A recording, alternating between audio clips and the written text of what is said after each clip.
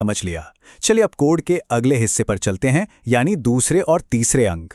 ये हमें बताते हैं कि ट्रेन किस रेलवे जोन की है, मतलब उसका होम बेस कहाँ। तो ये जो बीच के 2 अंक है ना, ये ट्रेन का एक तरह से पता बताते हैं। भारतीय रेलवे को कई जोन में बांटा गया है और ये नंबर उसी जोन की पहचान कराते हैं। तो रेलवे जोन कोड का सीधा सा मतलब है कि ये हमें बताता है कि ट्रेन का रख रखाव और मैनेजमेंट कौन सा डिवीजन देख रहा है। इसी से तो रेलवे को हजारों ट्रेनों को मैनेज करने में मदद मिलती है। जैसे कि अगर बीच के अंक 90 हैं तो इसका मतलब हुआ कि ट्रेन वेस्टर्न रेलवे यानी पश्चिमी रेलवे की है। इसी तरह 11 सेंट्रल रेलवे के लिए है और 22 नॉर्दर्न रेलवे के लिए। और अब हम आ गए हैं पहेली के आखिरी हिस्से पर। ये जो आखिरी 2 अंक हैं, ये ट्रेन को उसकी अपनी यूनिक पहचान देते हैं। ये बेसिकली उसका सीरियल नंबर है।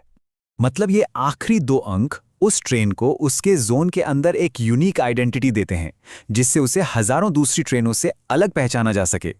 तो अब जब हम सारे नियम जान चुके हैं तो चलिए अपने केस स्टडी नंबर 19028 पर वापस चलते हैं। अब इन सारे नियमों को इस पर लागू करते हैं और इसे एक साथ डिकोड करते हैं। तो देखिए ये कितना आसान है। पहला डिजिट 1 हमें बताता है कि ये एक लंबी दूरी की एक्सप्रेस ट्रेन है। अगले 2 डिजिट 90 का मतलब है कि ये वेस्टर्न रेलवे यानी पश्चिमी रेलवे इसे ऑपरेट करता है। और आखिरी 2 डिजिट 28 उस जोन में इसका यूनिक सीरियल नंबर है। आप शायद सोच रहे होंगे कि भाई ये सब जानना इतना जरूरी क्यों है। असल में इस पूरे सिस्टम का एक बहुत ही बड़ा और जरूरी मकसद है जो हम सबके सफर को आसान बनाता है।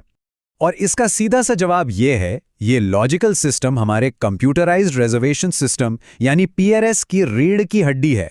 इसी सिस्टम की वजह से टिकट बुकिंग बिना किसी गलती या कंफ्यूजन के एकदम आसानी से हो पाती है। तब आप ये राज जान चुके हैं।